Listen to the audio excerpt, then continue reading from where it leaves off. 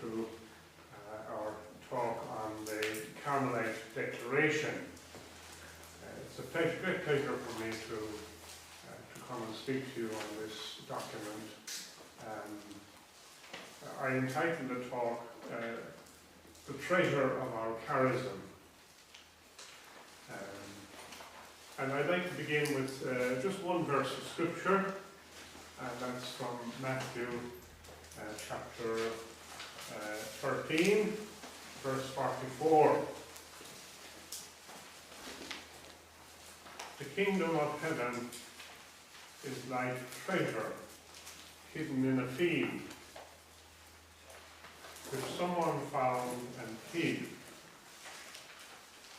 Then in his joy he goes and sells all that he has and buys that field.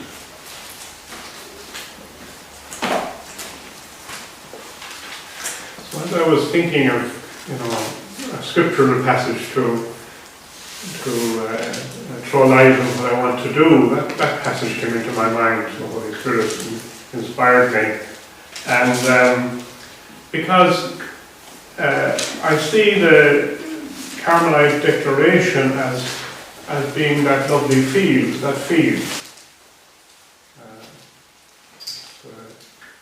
has been given to us by the general and the definitors of the friars.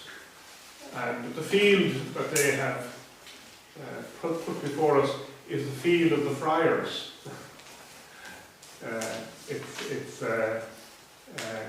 It's looking at the friars throughout the world, but it's entitled A Declaration on the Parisian Charism. So while it's referring especially to the friars, the title makes it more open.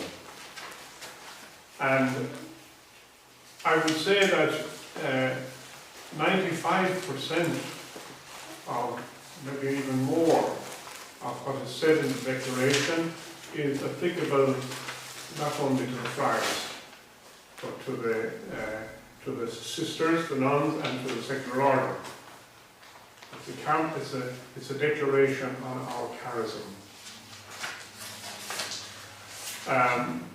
I think that the places where it's specifically talking to the friars are in numbers 4 and 5 especially, sections 4 and 5. And if you go back, and perhaps in the introduction, but 4 and 5 especially, but if you go back to the first 3 sections, I'd say, you could safely say there that 100% applicable to all 3 groups within the order. Okay? So this Carmelite Declaration then is this field that we're given by the general and the definitory, and in the field there is a treasure,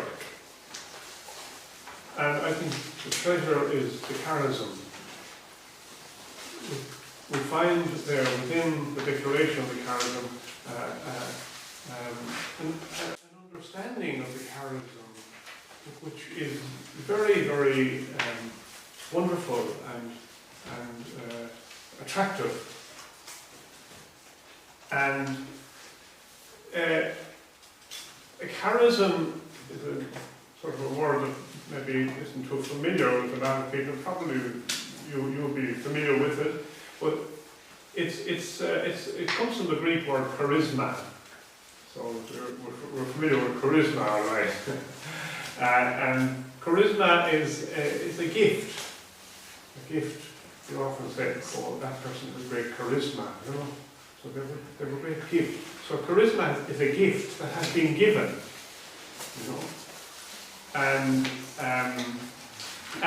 in the church, charism has a specific sort of meaning. It means a gift given to a certain person who then, if they are at the origin of an order, they share this gift with others, or others are attracted to this gift and they join them. And therefore, the gift is given originally to an individual, but then it becomes a gift which is adopted by other people, and through that the gift grows and develops and changes. And of course, the Theresian charism, as the word says, was given to Teresa. And in the introduction, it very nicely speaks about she inherited it from the Order of Carmel. She inherited her knowledge and of Carmel from the fathers of Mount Carmel, and from the development of the order from the 13th century until the 16th century, when she became part of it. But she was given then this gift, and this led to a reform of the order. So she's the founder of the Reformed Carmelites, the Discalced Carmelites, our order. And so that's what we're looking at then this morning.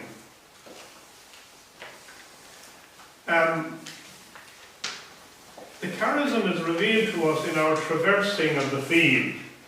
So I'd just like to spend a few moments on looking at the contents of the charism. The introduction speaks about the concerns of those who have a care for the charism. So, like any document, it doesn't come out of a vacuum. It comes out of a situation. And what are the concerns? Well, I think you can sort of point them out. Just the two concerns I will point out. On the one hand, they think that there might be that we might be neglecting what they call the perennial or core elements of the charism. So they say we must preserve this. So there must be a fear that maybe this is something that could be lost. So looking at preserve these perennial elements of the charism. On the other hand, they are concerned with adapting the charism to the situation of today's world, which with its needs and its potentialities, today's world, and to which, in my opinion, the charism has a huge amount to say. Our charism has a huge amount to say to the needs and the potentialities of today's world. And that's a concern expressed in the introduction.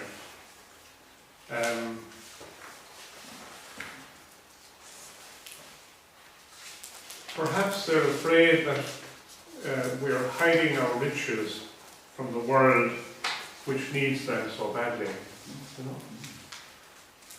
We're a bit ambiguous because the Carmelites we pride ourselves as being retiring, but we also have a missionary aspect. That comes out later on in the declaration. So they're the things that are expressed in the introduction. It's good to read the introduction. We all maybe say, the introduction, and get into the meat of the thing, but very often the introduction gives you an overall view of what's happening. Then, going through the document then, section 1 speaks about our call into the charism. And it's only 3 numbers, 1 to 3, but it's very beautiful. Each of us has come to the Carmelite Carmelite order in a different way. You know, we all have our story, and for some the call might have been, and for some it might have been a slow burning. You know, we all have come in a different way, but it points out the beauty of the call, and the uniqueness of it for each of us, and the necessity of always going back to it. That's what, you know, that's what links us with the order, the family of Carmel. So there's a lovely expression there that we have continued to go back to the spring of our call and to drink from it. And not to be afraid then, because you know, things can change, you know, as we know they are changing and they will continue to change, but that call from God is our foundation. Okay, so that's what the first section speaks about. Then the second section, charism and formation. Well, that speaks then about that, you know, if you receive a gift, which you did when you entered into the Carmelite order, you received the charism, you need to assimilate it. You know, you just don't become a Carmelite on the first day you come to the OCDS meeting, you know. You're only, as they say in sacramental terms, you're only a neophyte. That's what they say, that's what they call a newly baptized person. And that means you're newly planted. So there's a whole formation ahead of you, or ahead of us. And we need to be formed by the gift that we receive. And this section tells us very nicely that we are an identity in formation. So each of you in the room is an identity in formation. That's a lovely phrase. So we're on the way, we're not there, none of us. And we're being formed by this gift that we have received. It's a precious charism then that has been passed on by those who have loved and lived it, since Teresa. You know? So it speaks nicely about those people. We're standing on people's shoulders. They have loved and lived it and passed it on. And one thing that this element, this second section brings out, is while our formation in the charism is personal, you know, very much so, you know, that the charism calls us deeply into our own person. While it's very personal, it also cannot, I think we can use the word cannot, it cannot be formed in us without community. You know, and like in regard to the second order, you know, I often, you know, my involvement with it, people come to me and say, "Oh, I want all the spirituality, but I haven't time. I haven't time to go to the meetings, you know. But you know." And that betrays then a lack of understanding then of the importance of the community. That it's the community that carries the charism in a cohesive way. Okay, we might have an insight into it and whatever, but we're formed in the womb of the community. So it's very beautiful, that second section. So the call then, and then the necessity to assimilate the call and to be formed. And it says there that the formation goes on right throughout our lives. You know, it's not, again, it's referring to the friars again, it says, you know, it's not just the houses of formation. So, you know, every community is forming you or is deforming you. Every community is forming you or is deforming, and so we have a responsibility for the healthiness of our community. You know, we're not just drawing from the community, we have a responsibility to contribute to that cohesive community. Then number 4. This is the largest section of the document, and it deals with what is called the essential elements of the charism.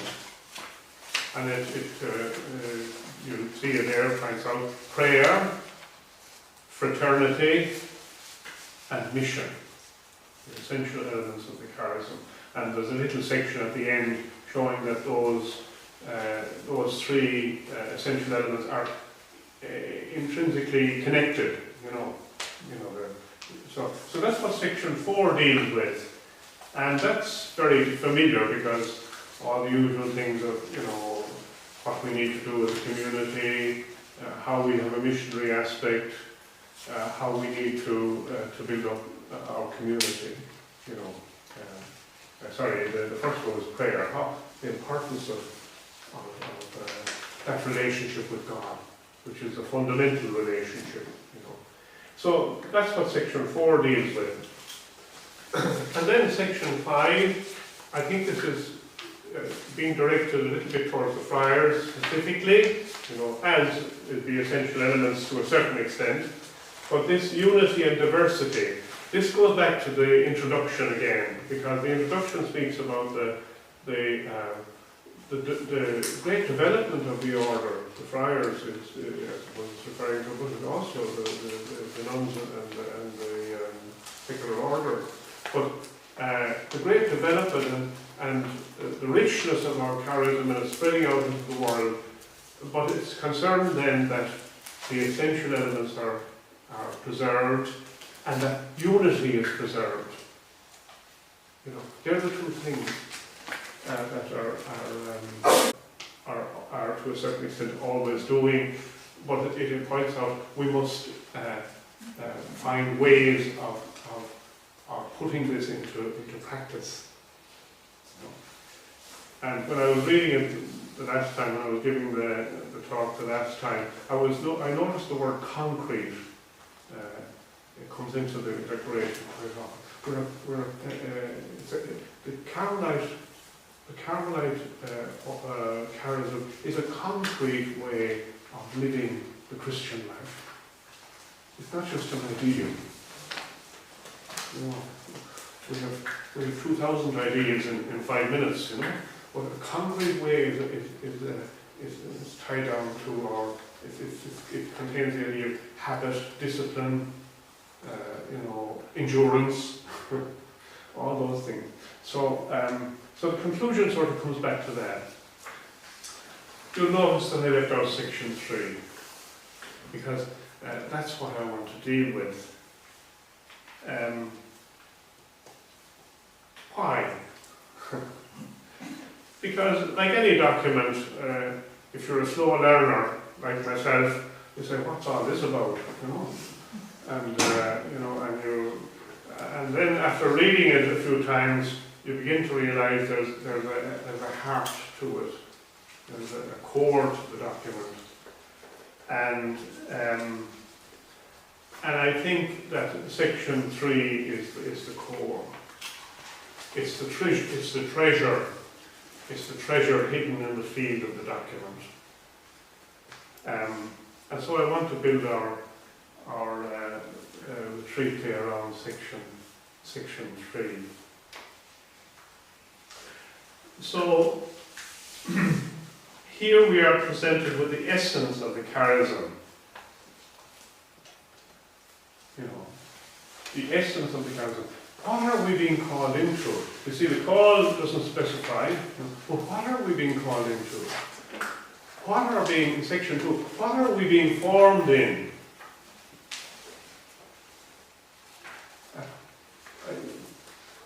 Then, having found, in a certain sense, this core, what are its essential elements?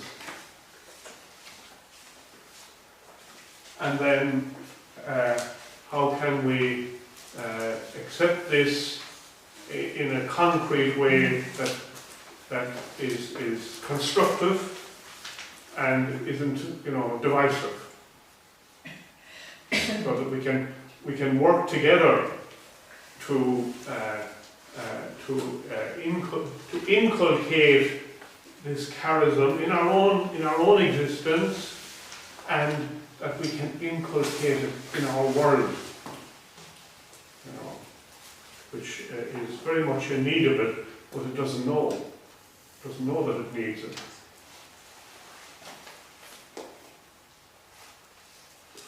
So that's really what I want for you to reflect on today. And I told Trish for you to bring it on the charism. It might the declaration, so it might be a bit much to be looking at all the declaration. But that's the reason, I suppose, I did out 3 pages that of the central section. So it's not something light to carry around.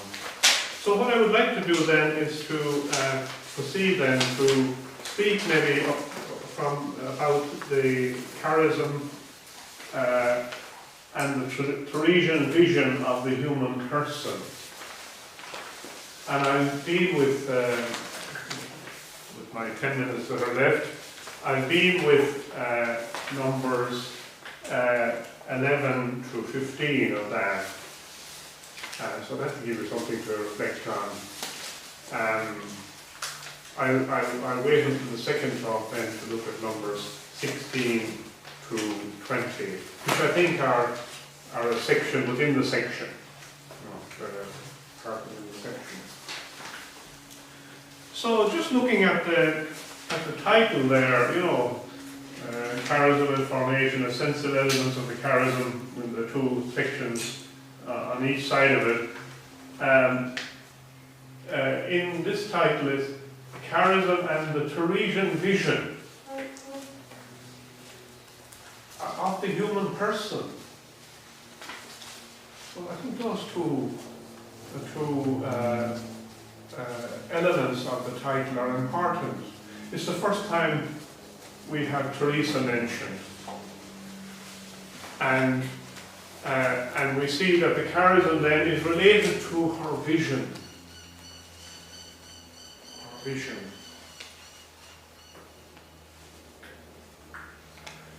And it doesn't say of the Christian life. Compared to Christian life, it says of the human person.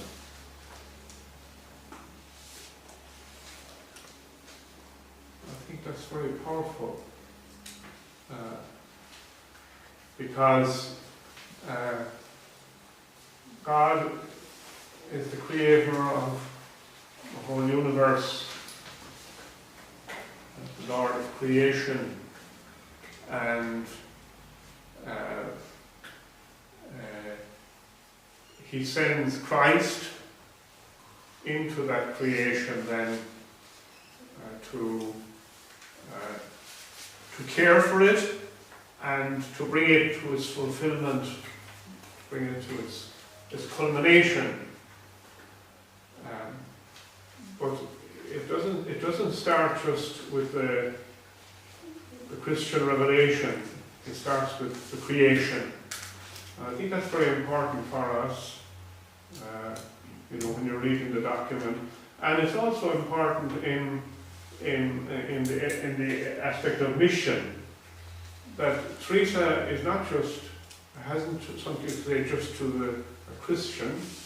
She has something to say to every human person. So there are 2 things that I think just struck me when I was reading it.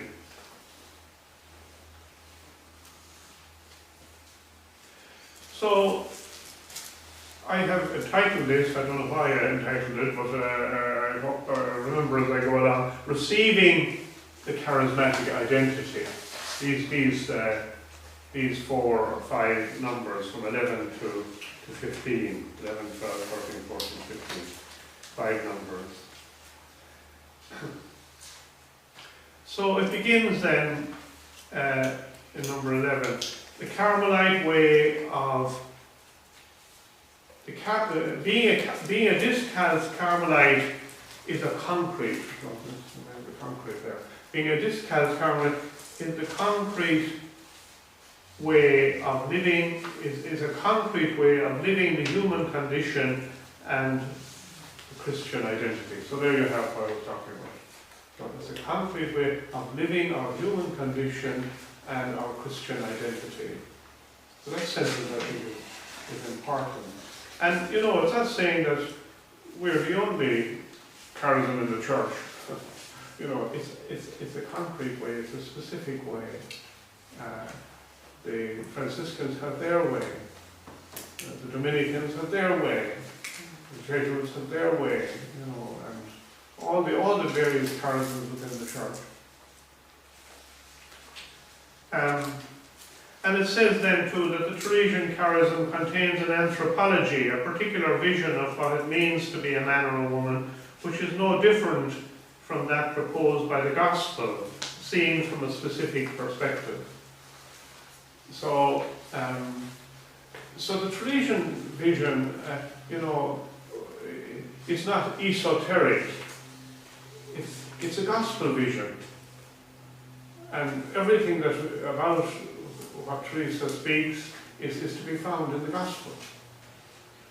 But it's from a particular perspective, you know, that, you know, the gospel doesn't sort of deal specifically with that journey inward, which the Theresian charism develops in its thought and in its concrete way of life.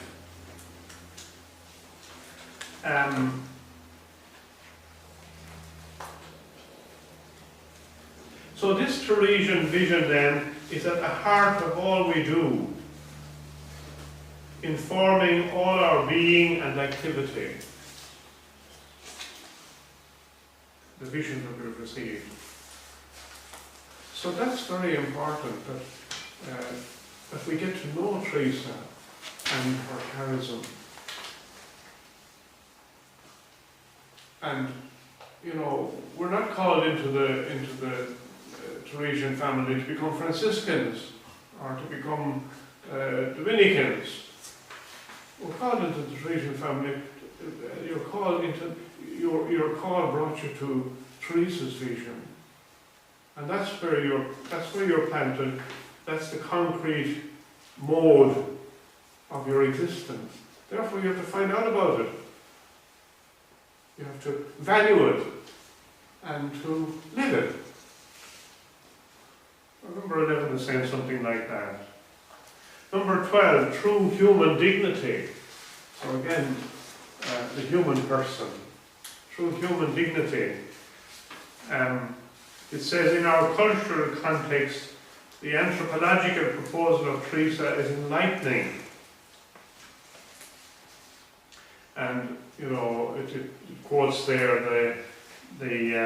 her beginning of the interior castle. I don't find anything comparable to the magnificent beauty of a soul and its marvelous capacity. So you could I suppose, really insert a human person there. You know, I don't find anything comparable to the magnificent beauty of the human person and its marvelous capacity. Because you remember at the beginning of the mentions, she speaks about the first chapter is all about this wonderful thing that the soul is, or the human person is. And then the second chapter is what the human person can be like.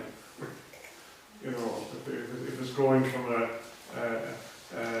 muddy, or it's being watered or cultivated from a muddy, dirty context. So dealing with our humanity there, and one of the worst things about being human is our searching after status. So the negra honra that's mentioned there is really wanting to be up with the Joneses. That's our purpose in life. You know, that's what's ruling. That's what's ruling our life. And that takes us away from our human dignity. The incomparable greatness of the human person derives from the fact that we are created by God and chosen by Him as His dwelling place. So remember, Teresa was, in her writing, had an argument with one theologian or confessor she had, that she felt that God must be dwelling within me, you know. And I think, as far as I can recall, the confessor or theologian said, "Or no, it's only." She said, "God must be dwelling in me through my creation," and he was saying to her, "No, it's through grace that God dwells within you, you know." And then she went back to some other more enlightened theologian. He said, "No, from the fact of being created by God, God is present within us. God is present in every aspect of His creation, and especially in the human soul." So, the value of the human soul. And then number 13 goes on to, I think one of the most beautiful phrases in the document is that inhabited interiority.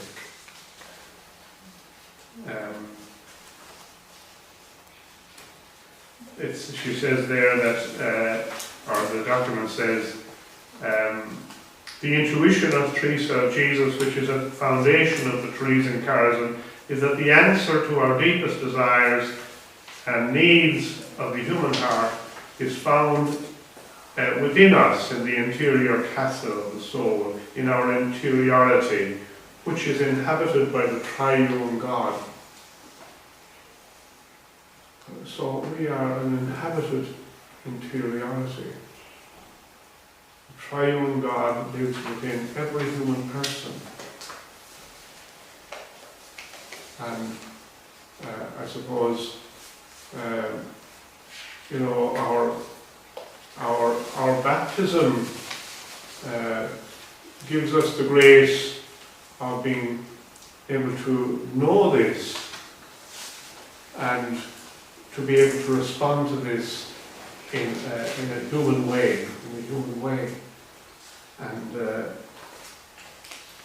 and she uses a couple of passages there which I have difficulty with personally. She uses 1 Corinthians 3:16, which really speaks about God's presence in a community. I think it's a bad. I think much better is 1 Corinthians 6:19, which speaks about God's presence within the human person. If you recall, 6:19 is where Paul is dealing with prostitution, and he's speaking about being joined with somebody in prostitution. So he speaks that going back to Genesis,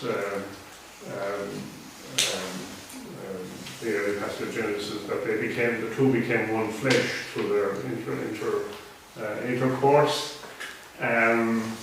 He says that you're joining yourself to someone in prostitution, whereas the call of the Christian is to join oneself with the person of Christ, in a spiritual way, of course, but and then he said, do you not realize that you are the temple, your body is the temple of the Holy Spirit, So it's much more appropriate, I think, to the context. Then in number 14, it moves then to the fact that we have to then enter within ourselves, and we must return to ourselves and discover the riches that lie within us. First and foremost, the guest who dwells within us, the otherness from which we come and towards which we are going. Returning to ourselves means learning to listen to the interior dialogue that takes place within us, the fundamental relationship on which our being is grounded. So this God is not idly within us, this God is reaching out to us from the interior castle of our soul, speaking to us, speaking to every human being. And well, now it is foolish to think that we will enter heaven without entering into ourselves, coming to know ourselves, reflecting on our misery and what we owe God, and begging Him often for mercy. So, that's a lovely phrase, because it shows that, okay, we can come to an awareness of our own brokenness, our own limitations, but in this dialogue, we're in a safe space, in a sense, and it doesn't destroy us. It becomes a place of conversion and growth and renewal. And when I was reading that, I was thinking of Teresa herself reading Osuna, when she discovered mental prayer, and when she also later on she was reading Augustine, late have I loved you, or beauty so infinite, so true, late have I loved you. So all the time you were within and I was outside. I thought you were outside and I got lost in the things that were outside. So that number 14 has all that sense. And number 15 then sort of redirects that then in a certain sense to mission. We, just as Carmelites, have the responsibility and obligation to show humanity this treasure that has been transmitted to us and that we have received. So, I suppose as novices and as beginnings, we're thinking of ourselves, this lovely treasure that I have, But really, it is for ourselves, of course. It's God calling us. But it's to be shared. But however it says, to be able to do this, we must first have a profound experience of our inferiority and union with God, who transforms us into the image of Christ, the new man. Are pointing out to us the